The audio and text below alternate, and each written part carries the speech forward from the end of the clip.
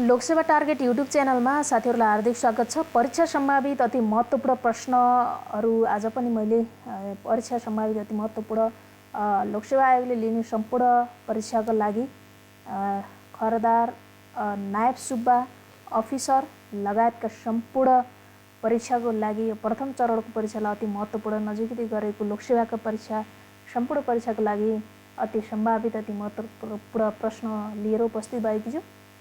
नेपाल दूरसञ्चार प्राधिकरणको तथ्याङ्क अनुसार आर्थिक वर्ष 2077-78 को मङ्सिर महिनासम्म इन्टरनेटको पहुँच पुगेको जनसङ्ख्या कति प्रतिशत रहेको छ? 81% यसको सही उत्तर रहेको छ। धुलीखेल नगरपालिकालाई बालमैत्री नगरका रूपमा कहिले घोषणा गरियो? 2077 फागुन 5 गते धुलीखेल नगरपालिकालाई बालमैत्री नगरका रूपमा घोषणा गरिएको हो। विश्व व्यापार सङ्गठन WTO को प्रमुखमा नियुक्त हुन सफल पहिलो महिला को हुन्? एङ्गोजी ओकोन्जो इबोला हुन्। उनी नाइजेरियाकी पूर्व अर्थमन्त्री थिइन्। बुकर इन्टरनेसनल अवार्ड 2020 कसलाई प्रदान गरियो? म्यारिक लुकास रिजनेवेल्टलाई प्रदान गरिएको हो। विश्व खुसी सूचकाङ्क 2020 मा नेपाल कतिऔँ स्थानमा रहेको छ? 92 यसको सही उत्तर रहेको छ।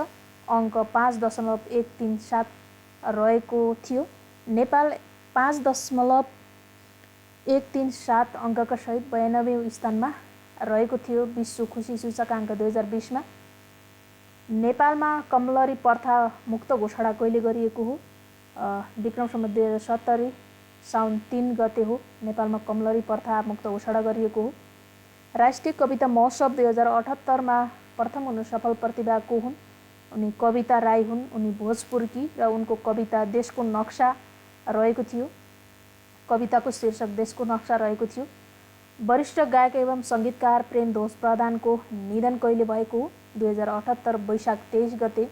यो अलिकति महत्त्वपूर्ण रहेको छ, समसामयिक पनि हो साथीहरू। यो राष्ट्रिय कविता महोत्सव 2078 मा प्रथम हुन सफल कविता र व्यक्तित्व को हुन्? 2000 यो वरिष्ठ गायक एवं सङ्गीतकार प्रेमध्वज प्रधानको निधन कहिले भएको हो? 2078 वैशाख 23 गते। यी समसामयिक अलिकति महत्त्वपूर्ण रहेका छन् परीक्षाको दृष्टिकोणले। प्रथम विश्वयुद्ध कहिले अन्त्य भएको थियो? विक्रम सन् 1918 नोभेम्बर 11 यसको सही उत्तर रहेको छ। 1918 नोभेम्बर 11 मा प्रथम विश्वयुद्ध अन्त्य भएको थियो। नेटुवा जातिको बसोबास कहाँ रहेको छ? कपिलवस्तुको शुद्धोधनमा रहेको छ नेटुवा जातिको बसोबास। नेपाल सरकारले कहिलेदेखि अङ्ग्रेजी भाषा समेत प्रयोग गरी नयाँ ढाँचाको नेपाली नागरिकताको प्रमाणपत्र वितरण गरेको हो? 2066 मङ्सिर 1 गतेदेखि नेपाल सरकारले अङ्ग्रेजी भाषा समेत प्रयोग गरेर नयाँ ढाँचाको नागरिकताको प्रमाणपत्र वितरण गरेको हो। युएनएको सबैभन्दा पछिल्लो मान्यता प्राप्त भाषा कुन हो? अरबिक रहेको छ। युएनएको सबैभन्दा पछिल्लो मान्यता प्राप्त भाषा अरबिक हो। विश्वको प्रथम लिखित संविधान कुन हो? अमेरिकी संविधान हो। सन् 1786 मा लिखित अमेरिकाको संविधान विश्वको पहिलो अथवा प्रथम लिखित संविधान हो। नेपाल प्रहरी अस्पताल सर्वसाधारणका लागि कहिलेदेखि खुला गरिएको हो? विक्रम सम्वत 2074 कार्तिक 26 गते यो सर्वसाधारणको लागि खुला गरिएको हो। ताल र हिमनदी विशेषज्ञ भनी चिनिने नेपाली को हुन्? डाक्टर रिजन भक्त कायस्थ ताल र हिमनदी विशेषज्ञ भनी चिनिन्छन्। नेपालले कुन योजनादेखि वैदेशिक ऋण लिन सुरु गरेको हो? चौथो योजनादेखि नेपालले वैदेशिक ऋण लिन सुरु गरेको हो। नेपालमा पहिलोपटक DNA परीक्षण कुन वनस्पतिको गरिएको थियो? चिराइतोको गरिएको थियो पहिलोपटक DNA परीक्षण। हाल नेपालमा गैंडाको सङ्ख्या कति रहेको छ? 752 रहेको छ। 2077 चैत 28 मा सार्वजनिक गरिएको गणना अनुसार नेपालमा 752 गैंडाको सङ्ख्या रहेको छ। नेपालमा क्लिन फिड विदेशी टेलिभिजन च्यानलहरूद्वारा विज्ञापन रहित कार्यक्रम प्रसारणको व्यवस्था कहिलेदेखि लागू भयो? विक्रम सम्वत 2077 कार्तिक 8 गते यो क्लिन फिडको व्यवस्था लागू भएको हो नेपालमा। Time person of the year 2020 घोषित हुन सफल व्यक्तित्व को हुन्? भर्खरै नवनिर्वाचित अमेरिकी राष्ट्रपति जो बाइडेन र उपराष्ट्रपति Kamala Harris time person of the year 2020 को घोषित सफल व्यक्तित्व हुन्। सन् 2020 जनवरी 12 मा नेपाल सरकारबाट सम्मानार्थ नेपाली नागरिकता प्राप्त गर्ने विदेशी व्यक्तित्व को हुन्? उम डङ्गेल हुन्। यसअघि 2076 मङ्सिर 8 मा बेलायती नागरिक कोलिन स्मिथ अथवा पुतली बाजेलाई समानार्थ नागरिकता सरकारले दिएको थियो।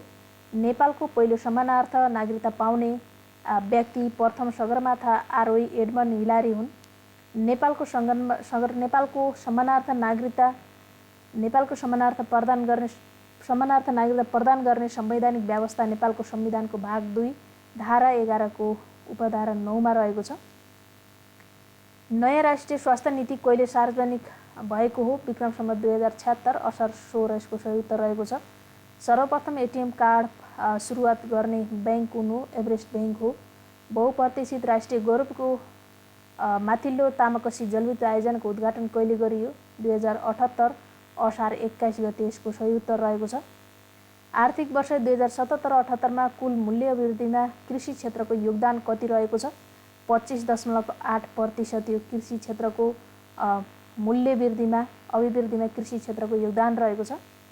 दोस्रो चरणको कोभिड-19 महामारीका कारण रोकिएको राष्ट्रिय तथा अन्तर्राष्ट्रिय उडान कहिलेदेखि खुला गर्ने निर्णय गरियो? विक्रम सम्वत 2078 असार 10 देखि अन्तर्राष्ट्रिय उडान र 2078 असार 17 गतेदेखि आन्तरिक उडान सञ्चालन खुला गर्ने निर्णय गरेको हो। सबैभन्दा बढी वडा सङ्ख्या भएको महानगरपालिका कुन हो? पोखरा महानगरपालिका हो, जसमा 33 वटा वडा रहेका छन्। राणा थारूलाई आदिवासी जनजातिको सूचीमा कहिले सूचीकृत गरिएको हो?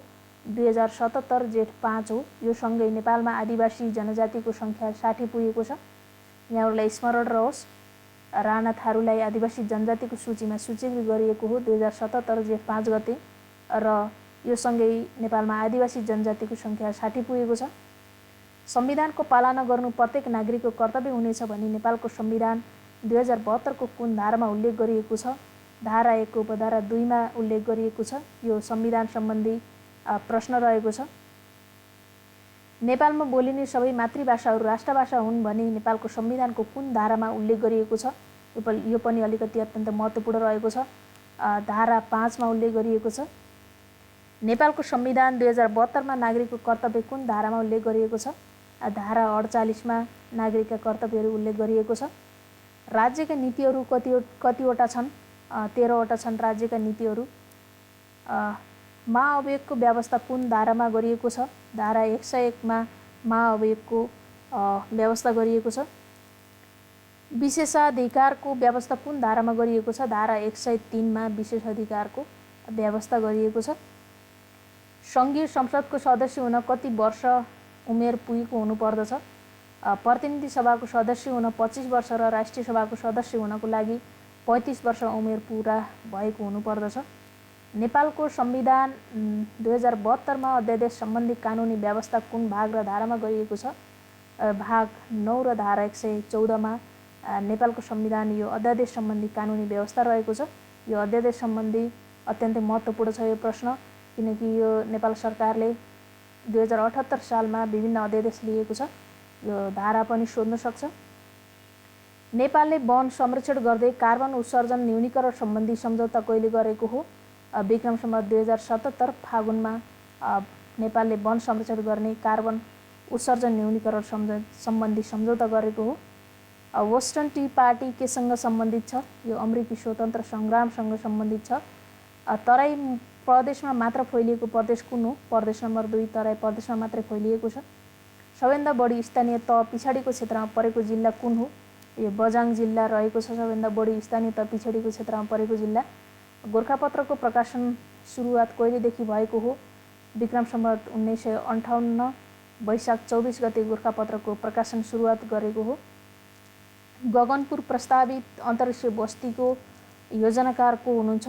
सुशान्त खड्का प्रस्तावित अन्तरिक्ष बस्तीको योजनाकार हुनुहुन्छ, जसको गगनपुर बस्ती प्रस्तावित बस्ती हो। ग्लोबल पोजिसनिङ सिस्टम GPS को सुरुवात कुन देशबाट भएको हो? अमेरिकाबाट भएको हो। रावलपिण्डी रेजुलेसन नामक कार्यक्रम केसँग सम्बन्धित छ? यो बाल मजदुरी उन्मूलनसँग सम्बन्धित छ। बाल तथा मृत्यु मातृदर कम गर्ने उद्देश्यका साथ शून्य होम डेलिभरी अभियान सञ्चालन गर्ने स्थानीय तह कुन हो? मालेका गाउँपालिका गुल्मी रहेको छ। बागमती सरसफाई अभियान कहिलेदेखि 400औं हप्तामा प्रवेश गरेको छ? 2077 पुस 25 गतेदेखि बागमती सरसफाई अभियान 400औं हप्तामा प्रवेश गरेको छ। नेपोलियन बोनापार्टको पतनपछि शान्ति सन्धिमा हस्ताक्षर कुन शान्ति सन्धिमा हस्ताक्षर भएको थियो? पेरिस शान्ति सन्धिमा नेपोलियन बोनापार्टको पतनपछि पेरिस शान्ति सन्धिमा हस्ताक्षर भएको हो। सिन्धुपाल्चोकको मेलम्ची नगरपालिका गुफाडाँडामा राष्ट्रिय जलवायु सम्मेलन कहिले सम्पन्न भयो? विक्रम सम्वत 2075 पुस 16 र 17 गते यो गुफाडाँडा राष्ट्रिय जलवायु सम्मेलन सम्पन्न भएको हो। नागढुङ्गा 9 विषय सुरुङ मार्गको शिलान्यास कहिले गरिएको हो? विक्रम सम्वत 2076 कार्तिक 4 गते यो नागढुङ्गा 9 विषय सुरुङ मार्गको प्रधानमन्त्री केपी शर्मा ओलीद्वारा शिलान्यास गर्नुभएको थियो। सबैभन्दा कम उमेरमा मदन पुरस्कार पाउने लेखक को हुन्? मोदनाथ प्रसिद्ध हुन्, जसले 24 वर्षको उमेरमा मदन पुरस्कार पाएका थिए। उनको मदन पुरस्कार पाउने मानव महाकाव्य रहेको थियो। साथीहरु, आजको लागि विषयवस्तु यति नै। यदि यहाँहरूले अझै पनि हाम्रो लोकसेवा टार्गेट च्यानललाई सब्स्क्राइब गर्नुभएको छैन भने सब्स्क्राइब गर्नुहोला र नजिकै रहेको बेल आइकनलाई प्रेस गरी आफ्नो यस्तै भिडियोहरू आफ्नो मोबाइलमा नोटिफिकेसन मार्फत प्राप्त गर्नुहोला। आजको लागि विषयवस्तु यति नै। धन्यवाद।